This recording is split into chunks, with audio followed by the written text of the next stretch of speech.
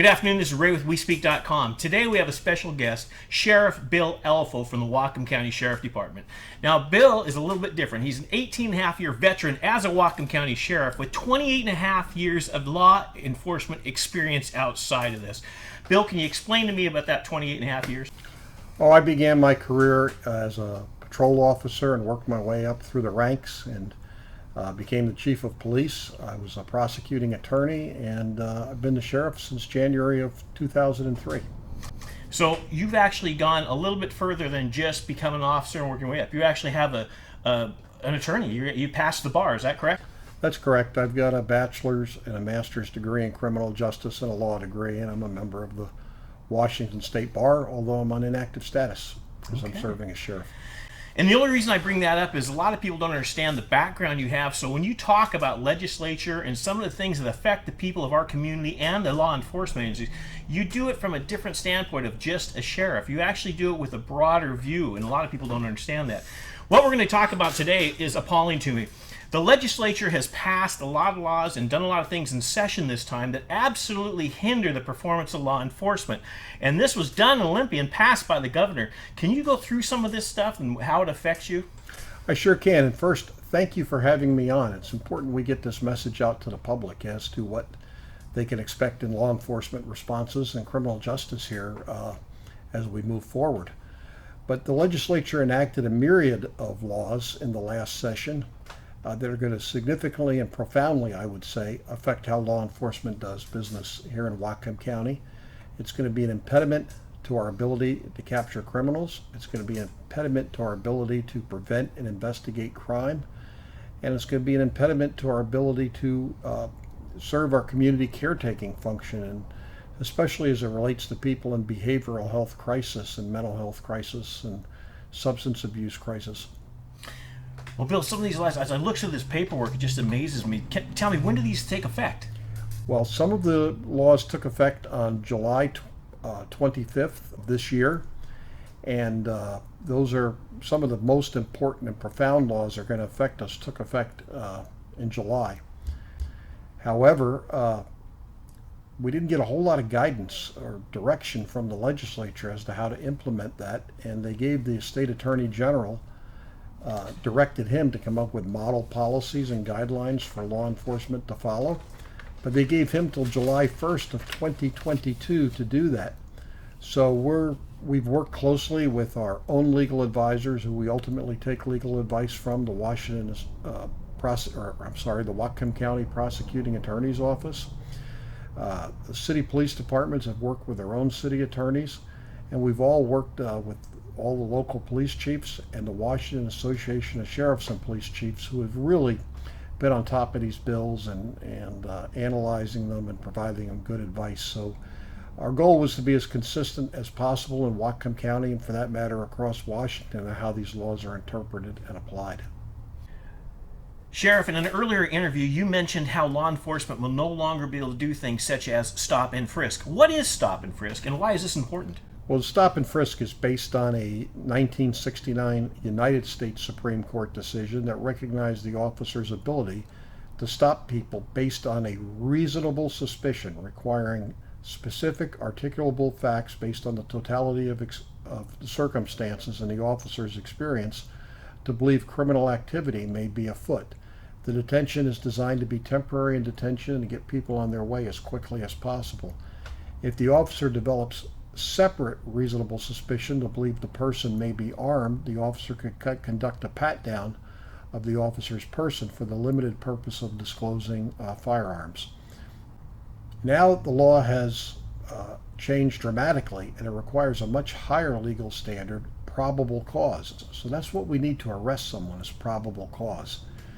These temporary detentions based on reasonable suspicion are no longer going to fly, which will make us unique out of the other 50 states that we can no longer perform this function. So that's going to have a big effect. More criminals are going to go free. We're going to be less able to prevent crime, and it's going to have an effect on our citizens ultimately. That's amazing. I can't believe the legislature would do this. I can't believe you guys have your hands tied like this. So basically, what has changed on that? Well, as I said before, if we had reasonable suspicion based on the totality of the circumstances, based on the officer's experience as a law enforcement person, that criminal activity is afoot, we could detain them. So let me give you a practical example. We got a call, someone's broken into a residence and someone's fleeing with blue jeans and a blue shirt on. And we see someone in the area. Under reasonable suspicion, we could temporarily detain that person, conduct an investigation, have the witnesses come and try to make an identification and determine if sufficient evidence exists to arrest the person. Now, we cannot even detain them. And as you can imagine, it makes a lot more sense trying to capture people fleeing from the scene of a crime than it does having to do the investigation later and the follow-up, which is going to be more time consuming and perhaps and most likely not as productive. Okay, just to be clear on that. Somebody breaks into my home, they do something, I call and say, hey, the guy just did this, he's take off, he's got a red shirt, blue jeans, and he's running down the street, east on whatever street. Your officer sees the guy in that description running from my house. That's not good enough to stop him anymore? That's no longer sufficient for us to be able to stop him. That's the reasonable, we no longer can do that under reasonable suspicion. Unless for some reason we had probable cause. We had enough information in detail. We may have some bare bones probable cause to detain them, but in most cases that's not going to be the case. But the average person panicking under 911 call says he's got a red shirt, blue jeans, he took off north on Sunset, whatever. That's what the average person is going to do in a panic situation. Is that enough information to have probable cause? That is not sufficient. So legislature has just literally made it so a home intruder can get away. That's the end. That's the result. That's the consequences. Wow. You also mentioned that law enforcement has limits officers from pursuing vehicles as well. Can you go into that? Yeah, and I'd like to mention too, pursuing vehicles is a very dangerous, high-risk situation. Law enforcement in Whatcom County and around Washington has placed a very high standard of when we engage in a pursuit. We have to look at whether the benefit of the pursuit, incurring that risk, outweighs the danger of letting a dangerous criminal go free. But what the legislature has done is that they've required now the probable cause standard before we could even engage in a pursuit. And they've limited to certain crimes, certain violent felonies, or let me back that up, what they define as serious violent felonies and certain sex offenses. That does not include burglary of your residence. That does not include most domestic violence situations.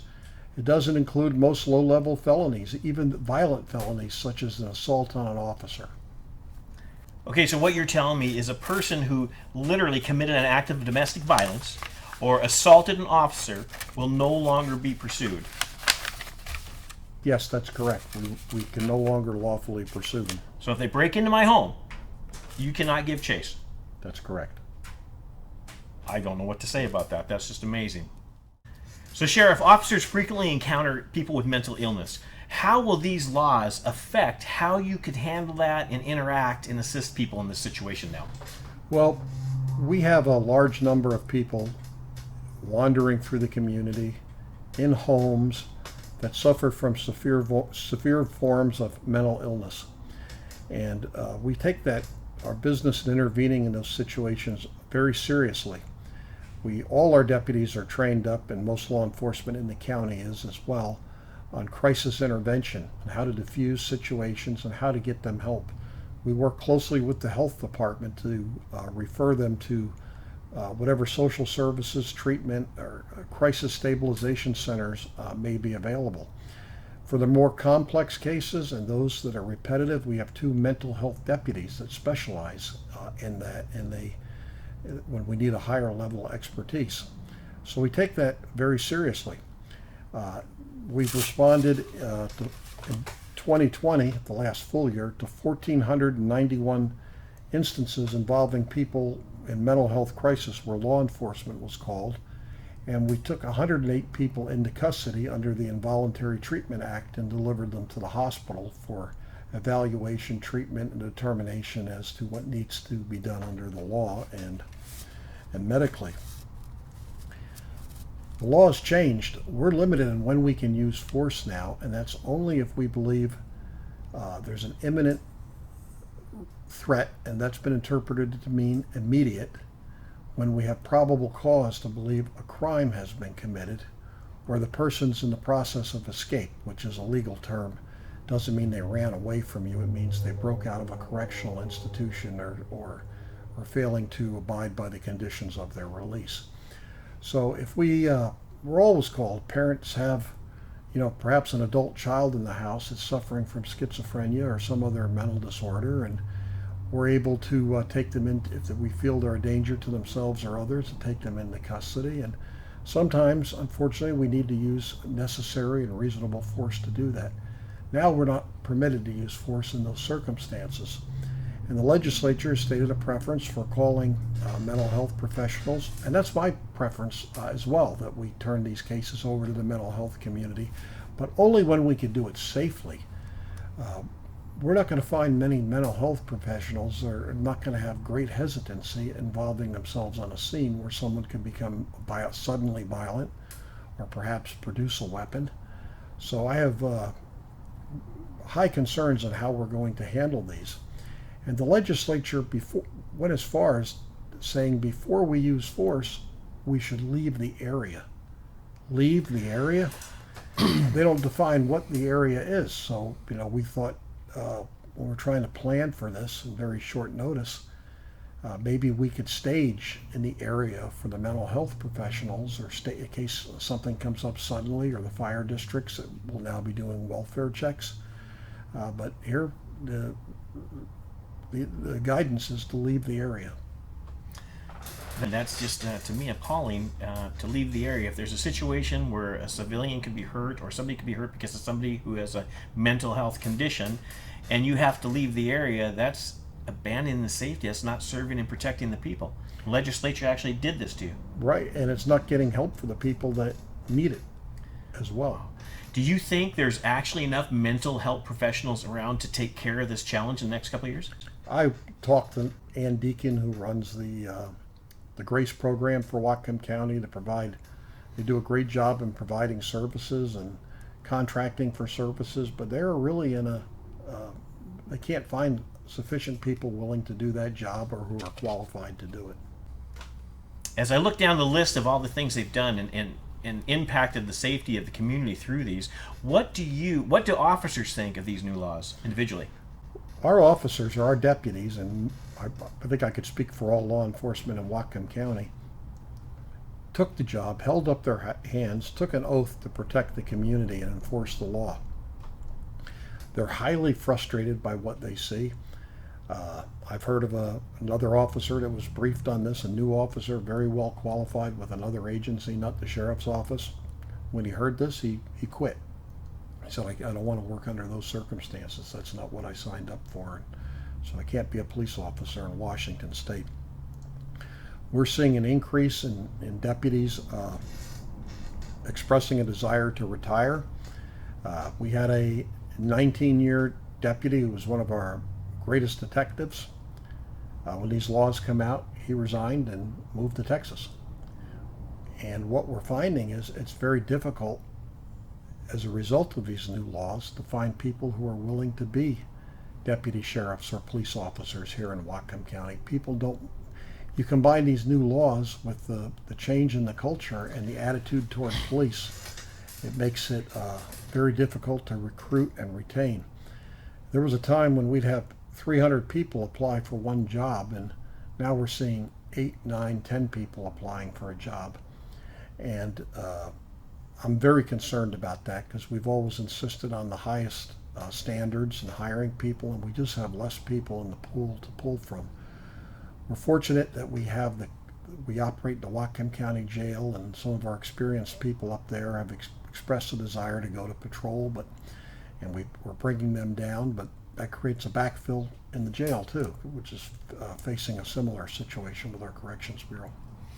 It seems like these laws and this legislation, what they've done, by chasing away good and properly trained officers because for their personal safety, they can't do their jobs anymore. So it sounds like they're actually could be having to lower standards in some cases, in some areas, just to fill the positions. Does that have a long-term effect on reducing the quality of law enforcement? It undoubtedly will if we lower the standard. We will go without and try to backfill overtime before we lower the standard. We're going to try to maintain that, but it's becoming more and more difficult to find, recruit, retain, and get good people on board, and that's manifested itself all across the state. I've talked to my colleagues, fellow sheriffs, police chiefs. Everybody's in the same boat with that situation. One way the community could help is taking good notes, taking pictures, and just being helpful as far as when they see you see something, you say something, things like that, correct? Right. We need the community to help us and continue to provide information and ask them to get more detailed information so it'll be easier for us to develop probable cause. But we're working with really challenging circumstances as a result of this legislation. And you mentioned the officers. They are demoralized. What this legislation has done as well is increased their civil and criminal liability.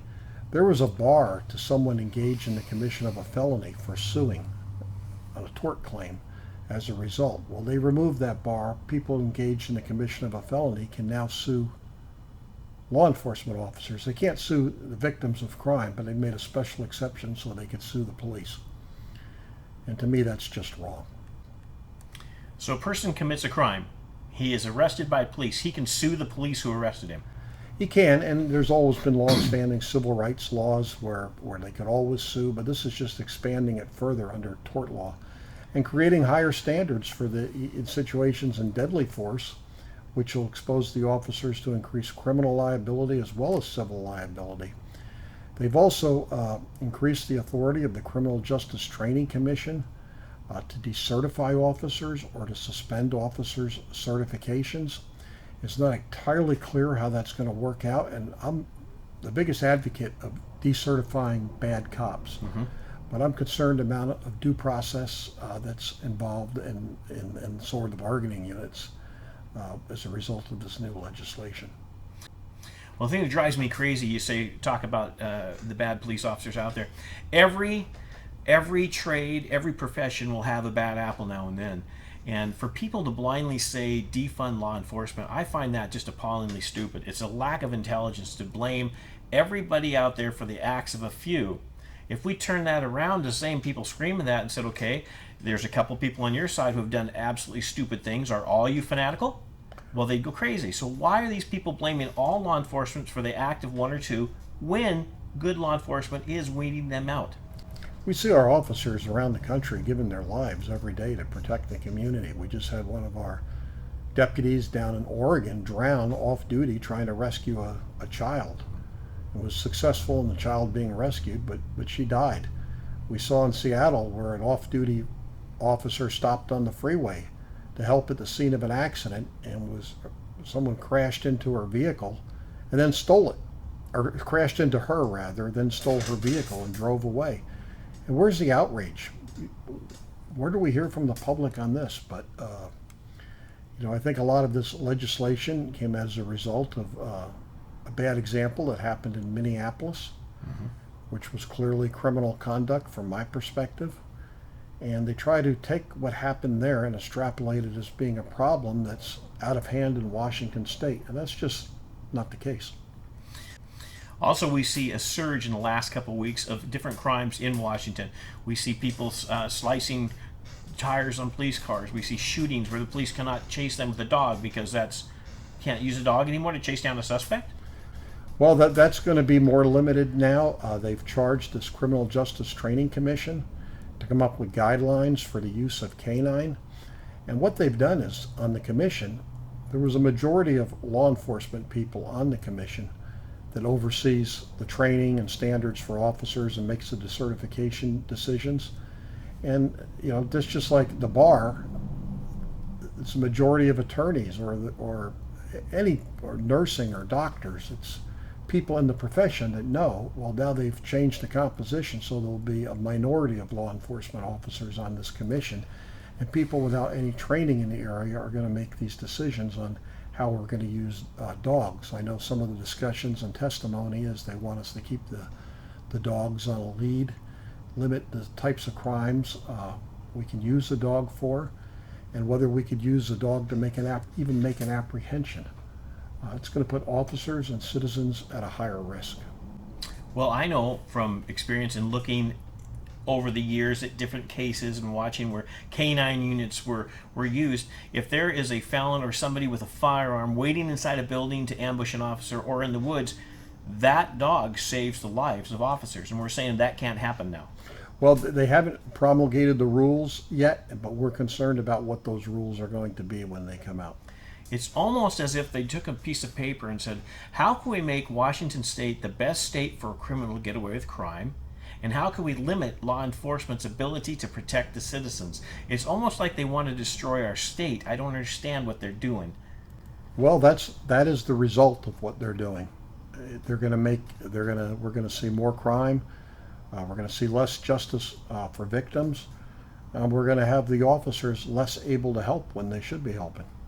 That brings up some other stuff. I believe it was the Blake decision, but Washington State Supreme Court decided in February that all drug possession laws in the state are not constitutional. Can you explain that? Am I correct? Was that the Blake decision they overrode? That's the Blake decision, in which they overturned their own prior precedent and decided that the word knowingly wasn't in front of the word possession in the narcotics statute, so they declared all possession of drugs laws unconstitutional. And the legislature could have cured that constitutional defect by just placing the word knowingly in front of possession. But they went further, and they changed the crime classification for possession of narcotics. And I'm talking about methamphetamine, deadly fentanyl, heroin, cocaine, you name it, to simple misdemeanors from felonies, and prohibits law enforcement from arresting persons for possession unless they refer them to treatment on 2 prior occasions. So they've gutted the gut drug laws, and while we still can arrest people for dealing drugs or trafficking in drugs, the mere quantity of possession does not establish an intent to traffic or deliver drugs. So that makes it very difficult. Somebody could be walking around with multiple kilos of fentanyl or heroin, and they're looking at a misdemeanor if we refer them to treatment twice. That's just appalling to me. So there could be a guy out there with a pickup truck full of cocaine or pills or anything else, and you could refer him to treatment once, refer him to treatment twice, and then possibly do something. And I'll give you an example. We have a neighborhood deputy program out in the East County in the Kendall area in Maple Falls, and one of our deputies was on patrol and developed a reasonable suspicion that a vehicle may have narcotics in the car. Given it's only a misdemeanor, and he didn't stop the vehicle, and if he had, he would have learned one of the passengers had a felony warrant from the Department of Corrections for escape. And this person went on an hour later to go out in another area off the Mount Baker Highway and shot someone through the chest with a rifle. So if we still had these laws, if we still had the ability to investigate felony crimes and stop people based on reasonable suspicion, we could have perhaps prevented that from occurring. Also, were you not at one time able to use, if you catch somebody in possession of a controlled substance, was that not a stepping stone where you could possibly get to a bigger dealer through them? Could you do different things using that tool? Sure, that's how we investigate drug offenses. We catch somebody with a significant amount of drugs and they want to work a deal, and they turn us on to their supplier, and that's how we start making arrests and try to work our way up the food chain to ultimately get to the highest level we can in drug trafficking organizations, and it's worked very well. This change is going to really be crippling, and people will be less motivated. And don't get me wrong, I'm for diverting people to treatment. I like that idea. Rather than putting them in the criminal justice system, we should be treating drug addiction, offering treatment to people in possession of drugs to help them get their life on track. But now, what motivation do they have? Yeah. Some of them would convert over when they found out, well, I'm going to go to jail, or I'm going to get a conviction if I don't do this. So they go to drug court, or they go to treatment, or some other alternative program. That's all off the table now. This is an attack on the families and the safety of the people of Washington State. This is clearly an attack by legislature to hurt the people in the state and law enforcement. You mentioned families. We deal with runaway children quite frequently, and we can no longer use force to take a runaway juvenile into custody. So someone's missing their child, the child runs from us, we can't put our hands on them to stop them, detain them, and like we have been doing them, and getting them back home where they belong, or finding out if there's something going on in the home as to why they're running away. Our ability to investigate, that's going to be very limited now. Wow, this it just gets worse and worse. Can you tell me about the sale of drugs? We know they can have the possession. We know what you can't do anymore there. What about these guys actually selling? Because this has made Washington ripe for the picking for drug cartels to come up here, sex cartels. What about the sales? What happens now? Well, the sale of drugs is still illegal. It's still a felony, and we'll respond as we can. But as you mentioned earlier, we won't have this investigative ability to start at the lowest end and work our way up. And if we have a deputy stop someone and somehow we find out they got 5 kilos of heroin in the car, unless we have other evidence to prove that they're delivering that drug, the mere quantity you can't make an assumption under Washington law that was for the purpose of delivery. So they'll be looking at a misdemeanor. Unbelievable. If they've been referred to treatment. And if they could find out. If they can find out. How is this going to affect the community in general? All these new laws, what's going to happen? Well, let's go back to the drug laws for a while. When people aren't satisfied with the action a deputy has taken, that's probably the most frequent complaint that comes to my desk is about, hey, there's people openly using narcotics on my street, or there's a neighborhood drug house with people coming and going. It'll be far more difficult to respond to those complaints, and people are going to be living in the neighborhoods enduring this pain they suffer as a result. That's terrifying. People need to seek the truth. They need to stand up against the fear. They need to restore what's correct. Well, they've also taken away officers' ability to protect the community and themselves. One major change is they've eliminated, or they've declared any firearm over 50 caliber to be military-grade weapons, regardless of how the weapon was acquired. It was purchased on the open market or through military surplus. So that includes a 12-gauge shotgun, which is a standard police operating weapon for years. And it's also the platform that we've modified these shotguns for use in less lethal force, such as beanbags. It allows us to maintain time, distance, and cover, so we don't have to use deadly force. So now the legislation directs us to collect all these shotguns and destroy them. Can you rephrase that for me? They collect the shotguns and destroy them from citizens? From you? What? No, from any 12-gauge shotgun in the possession of law enforcement has to be destroyed by December of this year. So, as appalling as this is, what are you going to do without the 12-gauge to deliver beanbags? Well, that's our platform for delivering less lethal weapons. So we've researched and we found there are air guns available that can be used to deliver something around that have a similar effect to a beanbag. But they're very expensive, and I just submitted a supplemental budget to the council for $97,500 to equip all our patrol deputies with this equipment. Okay, so legislature comes in and they handcuff law enforcement from doing their job, from protecting our children, from protecting our families. They make it so cartels and anybody else has free reign up here, bringing whatever they want up here. They make it so you can't use your platform to defend, and now you have to spend $100,000 because of their decision just to protect. And they tell us we have to take advantage of distance, time, and cover. That's words from the legislation, which implies we need less lethal. So it's actually an unfunded mandate where we have to come up with money because we can't proceed without this equipment, we're going to have to shoot people if we don't have this. Somebody comes at you with a knife, and there's 5 instances where we use less lethal beanbags, either by displaying them or actually deploying them this year, where we safely resolve situations without anybody being seriously hurt. How about pepper guns? Can you still use those? We can still use the pepper spray. If we're going to use tear gas as a crowd control method, that decision doesn't go to the chief law enforcement officer of the county, the sheriff. That goes to the county executive, and they've put that right in the statute. So let me get this And straight. he doesn't want to make that decision either. He thinks it belongs with law enforcement. Well, thank you very much. I appreciate that, because I don't know how many county executives have any experience whatsoever in law enforcement, let alone the heat of the situation in the environment where you'd need to make that critical decision.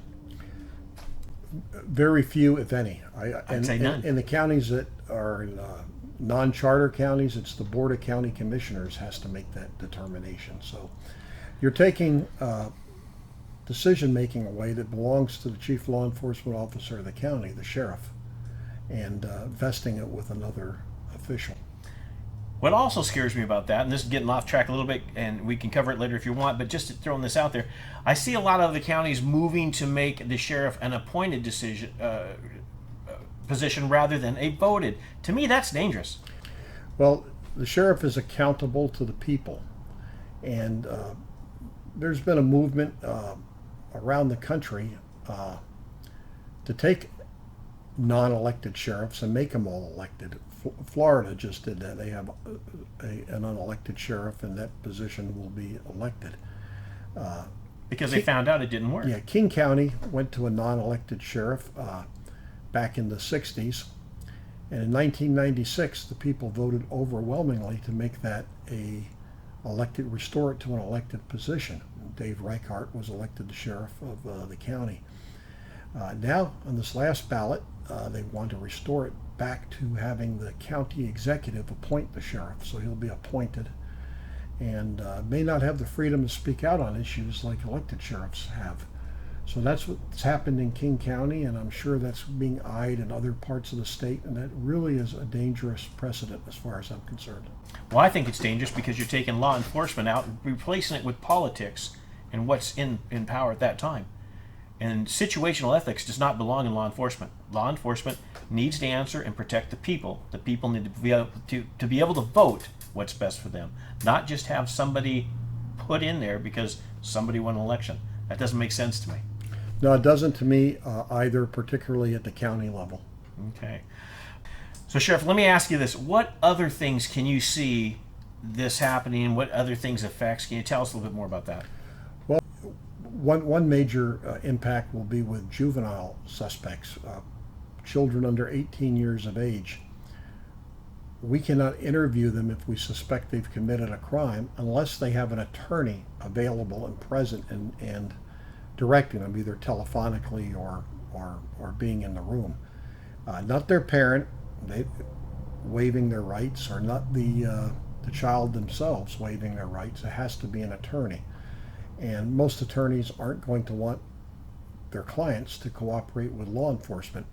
And many juveniles have committed some really horrendous crimes. We're talking about, we have juveniles involved with murders.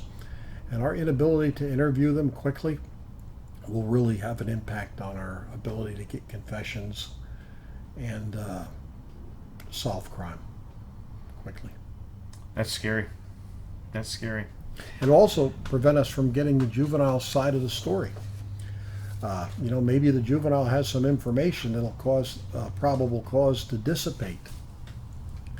So we won't even be able to hear their side unless they have an attorney present and the attorney decides to waive their rights.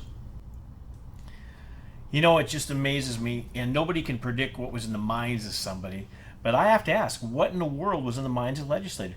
What did they think? Did they even talk to law enforcement about the unintended circumstances or results of their decisions? Did they have any communication with law enforcement first? They had lots of communication with law enforcement. The Washington Association of Sheriffs and Police Chiefs has provided legislative liaisons to testify on all these bills. They provided position papers. They highlighted what the ramifications of these bills would be if they were enacted into law, and they did it anyway. So they had all the access to career professional law enforcement. They had all the access to the information, the files, the history, and they literally chose to turn their back and make it easier for criminals rather than protecting the people who voted them into office. I think that's a very fair statement. Okay. What do we do now? Well, if you're not pleased with the outcome, don't be mad at law enforcement. Let your legislators know, your state representatives and senators, that some modification is necessary. I'd go a little bit further than that. I would say let them know. I'd say let them know when it's time to vote. If they're not going to serve the people they're sworn to protect and serve in the legislature, I think we need to find people who will. And this is a clear example of danger to our community that these people knowingly did, and I don't understand why they did it. No, I don't understand either. They had an abundance of information, and they went ahead and passed it anyway. Well, this must be really disheartening to you. Your career, you've done your whole life in law enforcement, and it seems like everything that you started out defending now is flip-flopped. Well, it's flip-flopped, and it's in the culture. You see, following the George Floyd incident in Minneapolis, corporations and broadcast corporations pulling law enforcement shows from their venue. It created an anti-police environment, and people got caught up in it, and I think it needs to change if we're going to maintain a civil society. Well, Sheriff, I appreciate you taking your time to explain this to the people. If they have any questions, I encourage them to email us at wespeak.com or to email the Sheriff's Department and ask. If you see something, say something. By all means, support your law enforcement. I was in Eastern Washington at some functions this weekend. I saw a slogan that really made a lot of sense. It was pursue the truth, overcome fear, and restore America. And to do that, we need to make sure we are looking for good, qualified people to represent us. Obviously, there's been a fundamental breakdown in that area, and that's why some of this has happened. Is that a fair statement? It is a fair statement. This is going to be a breakdown of law and order, and you know, we always want to be able to treat the criminal and help people get their lives turned around and get back on track and be productive members of society. But we've eviscerated law enforcement here, and we forgot about, or those that make the decision have forgot about the impacts on the victim. For the people out there viewing this, I'd like to encourage you to think about what's going on. And when you look at the eyes of your children and they're going to school, to think, are they safer now because of what legislation has done, or were they safer before? We need to empower law enforcement to do the jobs they need to do to keep us safe. So think about that in the time coming when we're electing people. It's important. It's up to us. It's our civic responsibility. It's our duty. It's our charge to protect our families. Sheriff, thank you very much. Thank you, and thank you for having me on, inviting me here. This is a matter of great public importance, and it's important that the message get out and people understand what's occurring. Sheriff, thank you for coming on. I appreciate that. Thank you. From Ray Gilbride, WeSpeak.com, have a good day, and remember, be kind to the ones around you.